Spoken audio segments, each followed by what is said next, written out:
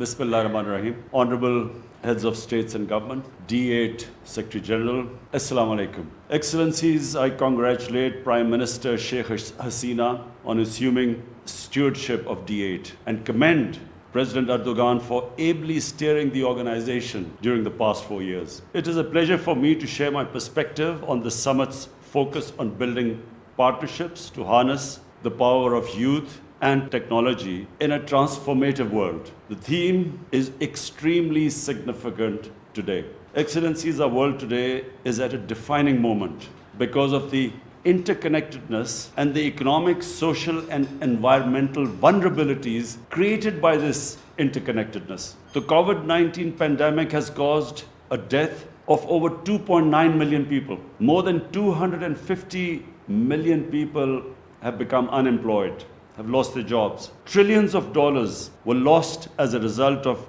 global economic contraction. The virus has taken a heavy toll on poor countries and poor in all the countries. Also, inequalities have been accentuated within the countries and between the rich and the poor countries. The developing countries are faced with the dilemma of not only saving people from the deadly virus, but also saving people from hunger. Today, the world boasts the largest number of young people in history, in human history. Even before the pandemic struck, around 1/5 of the global youth was unemployed and did not have the education and the skills to equip them for the 21st century. We owe our youth to turn this around. We have 550 million young population in D8 countries. Our youth has not only the potential to optimize our opportunities, but also overcome our common challenges. They are entrepreneurs, business innovators, technology pioneers, educators, activists, artists, and journalists. We must create new opportunities for this predominant component of our population.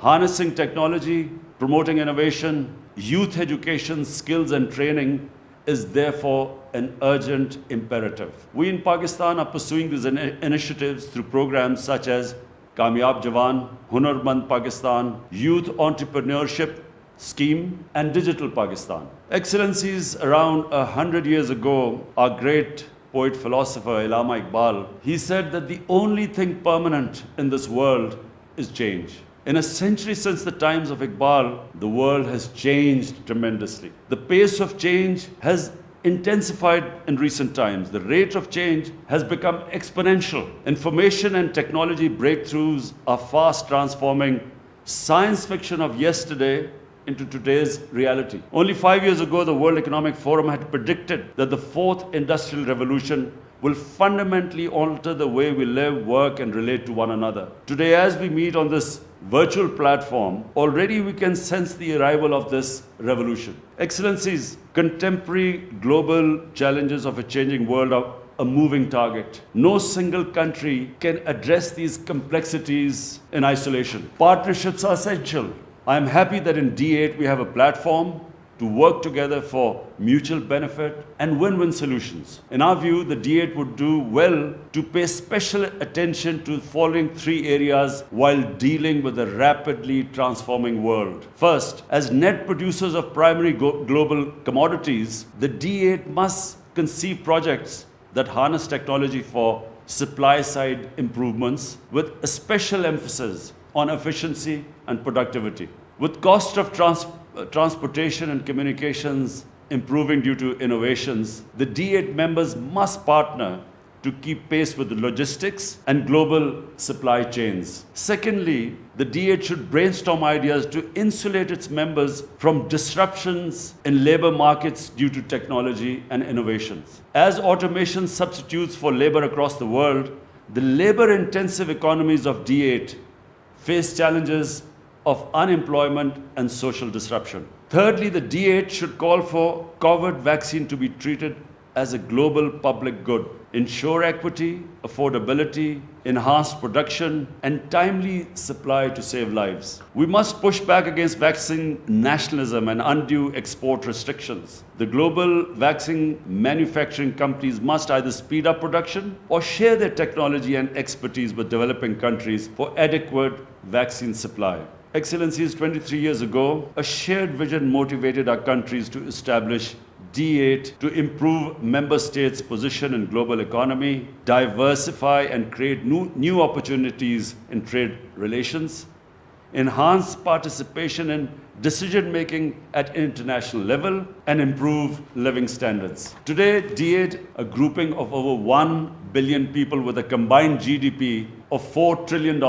We possess two essential prerequisites for growth: resources and enterprising people. As part of our endeavors to realize the vision of D8 in these testing times, I propose the following five-pronged roadmap. One, we must mobilize financing and resources to recover robustly from the economic and health crisis induced by COVID pandemic.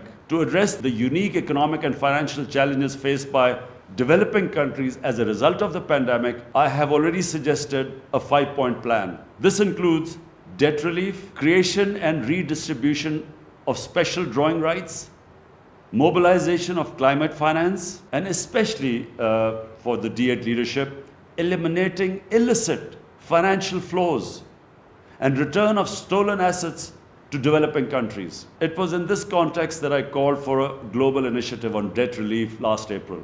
I invite the D8 members to consider this 5 points and join in advocacy for COVID-related relief measures. 2, we must take concrete actions to achieve the target of expanding intra-D8 trade from currently around $100 billion to $500 billion by 2030. It should include measures like simplification of border procedures, enhancing institutional linkages, and operationalizing new initiatives. We welcome ideas like the D8 payment card, which would enable transactions in local currency, what President Erdogan was referring to. 3, the D8 should develop a youth engagement strategy focused on promoting cultural, educational, scientific, and business exchanges. Linkages should be established between educational institutions like scholarships, skill development, trainings, fellowships, joint research, and exchange programs for the youth, particularly in the field of science and technology. 4, technological development is a gateway to economic prosperity, particularly in the post-pandemic period when reliance on technology would be greater than ever before in human history. To remain competitive, we must promote knowledge-based economies, increase expenditure on research and development, and focus on rapid digitalization.